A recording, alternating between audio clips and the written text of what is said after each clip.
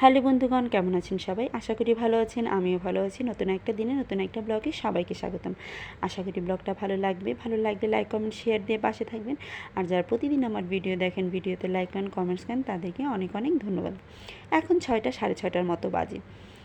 গ্রামে আসার পরে যতই চেষ্টা করি যে না আজকে একটু দেরি করে ঘুম থেকে উঠবো, প্রায় 8টা 8:30 পর্যন্ত ঘুমাবো, কিন্তু কোনোভাবেই সম্ভব হয়ে ওঠে না। ঘুম থেকে উঠেই দেখি না হয় 6টা বাজে, তা না হয় 6:30 বাজে। এর বেশি ঘুমাতেই পারি না। খুব সকালবেলা ঘুম ভেঙে যায় আর কি। যাই হোক, ঘুম থেকে তো উঠেই গেছি। আর আজকে সকালবেলা প্রচুর প্রচুর প্রচুর পরিমাণ বাতাস ছিল। সেটা বলার মতো না, কী পরিমাণ বাতাস ছিল। আর গুড়ি গুড়ি বৃষ্টিও পড়ছিল। তবে আবহাওয়াটা খুবই সুন্দর ছিল, মেঘলা আকাশ, খুবই ভালো লাগছিল। আমি এই যে পুকুর পাড়ের মধ্যে দাঁড়িয়ে আছি, আর এই যে শাপলা ফুলগুলো, তারপরে গুড়ি গুড়ি বৃষ্টি পড়ছে, এগুলো উপভোগ করছিলাম। আর সাথে করছিলাম দাঁত ব্রাশ।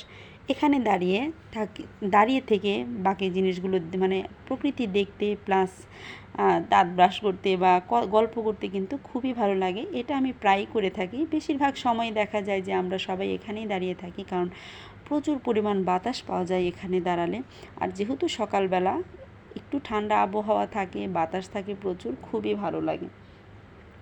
ছেলে আমার এখনও ঘুমাচ্ছে, আর ও একটু দেরি করে ঘুম থেকে উঠলেই বেশি ভালো, কারণ সকালবেলা বেশ ঠান্ডা থাকে। ও বাহিরে এসে দৌড়াদৌড়ি করবে, এতে সকালে ঠান্ডা বাতাসটা লাগলেও ঠান্ডাই লেগে যাবে, কারণ শহরের আবহাওয়া গ্রামের আবহাওয়ার মধ্যে অনেক তফাৎ। তাই ও যতক্ষণ ঘুমায় ততক্ষণই ঘুমাতে দিচ্ছে। আর এদিকে দেখুন কবুতরগুলো এপাশ থেকে ওপাশে যাচ্ছে। এই যে 4টা কবুতর দেখছেন, এটা হলো আমরা 4 বোন। আমি, সেতু, সাকু আর অবন্তী। আর আরেকটা যে উপরে বসে আছে সেটা আমার ছেলে। আমার ছেলে তো অনেক চঞ্চল, তাই এদিক থেকে ওদিক, ওদিক থেকে এদিকে যাচ্ছে। ওর দুষ্টুমি করে যাচ্ছে। এখন একে একে সবগুলো কবুতর চলে যাচ্ছে, মানে আমরা 4 বোন 4 বোনের কাছে চলে যাচ্ছে। একটু মজা করলাম আর কি। যাই হোক, চলে আসলাম ঘরের মধ্যে। ছোটো বোন অবন্তীর আবদার, ও একটু হাতে মেহেন্দি দিয়ে দিবে। তাই ভাবলাম যে থাক, কী আর করার, ও যেহেতু একটু চাইছে হাতে একটু মেহেন্দি ডিজাইন করে নিই। আর মামার বাড়িতে তো অবসরের শেষ নেই, তাই একটু করেই নিলাম। আর দেখুন ডিজাইনটা কিন্তু খুব সুন্দর হয়েছে। ও নতুন নতুন এই যে ডিজাইনগুলো শিখছে। আমি যখন ভিডিও করছিলাম ও বলছিল, তুই এখনই ভিডিও করছিস, আমি ডিজাইন কী দিব ভুলেই গেছি।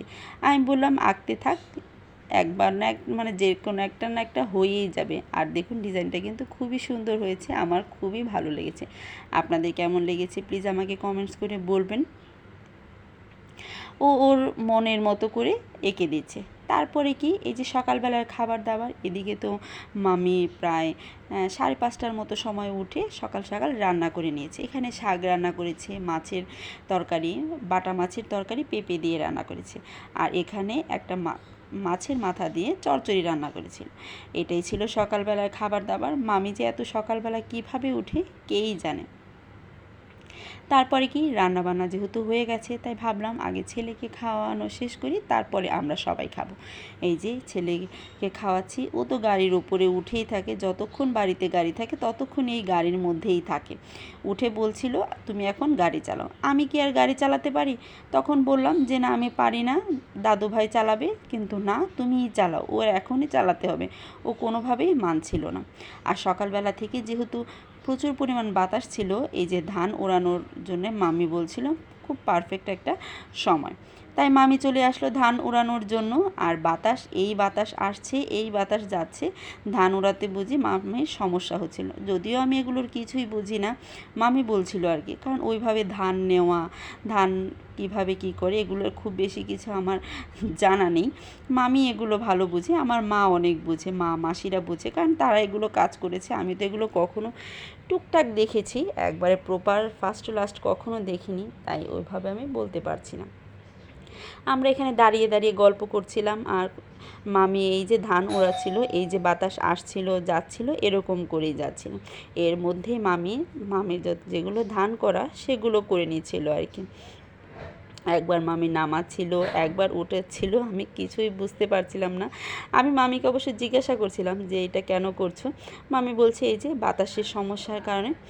আর এই যে দেখুন আমার ভাইয়ের কাণ্ড, আমার ছেলে ন্যাড়া মাথা করেছিল, এটা ওকে বললাম, আর ও তো দেখেইছে যে আমার ছেলের এখন ন্যাড়া মাথা, তাই এটা দেখে ওর নাকি খুব ভালো লেগেছে। তাই আমার ছোট মামাকে ও জোরপূর্বক আবদার করে এই যে দেখুন ও ন্যাড়া হয়ে যাচ্ছে, বলছে ভাগ্নে ন্যাড়া হয়েছে আর আমি ন্যাড়া হব না, আমাকে এখনই ন্যাড়া করে দাও। মামা বলল চল সেলুনে নিয়ে যায়, ছোট ছোট করে ডিজাইন করে কেটে আনি, কিন্তু না, সে ন্যাড়াই করবে।